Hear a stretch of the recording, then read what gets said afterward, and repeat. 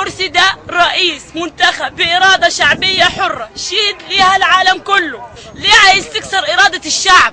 عايزين دولة ديمقراطية، عايزين تداول سلمي، عايزين مؤسسات دولة مش قانون طوارئ وجيش وأجهزة. معهمش سلاح، لو معهم سلاح كانوا دافعوا عن نفسهم، حسب الله ونعم الوكيل.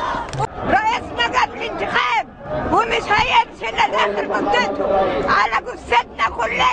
لو حد وقف قصاد احنا معاه لآخر المشوار، احنا معاه وإن ينصركم الله فلا غالب لكم. أنا بقول لك يا فريق يا سيسي لازم تحاكم دول لازم يتحاكموا، لأن دول اللي قتلوا ولادنا مش يتكرموا. أنا ماما سلوى، لا للعنف لا للدم نازله، واهم حاجه شرعيه الصندوق.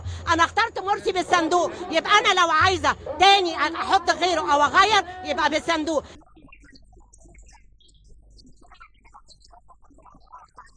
عايزين الرئاسه بالمنطقه، عايزين الرئاسه بالقتله، احنا عايزين الرئاسه بالديمقراطيه. ما بحبهوش، مش عايزاه.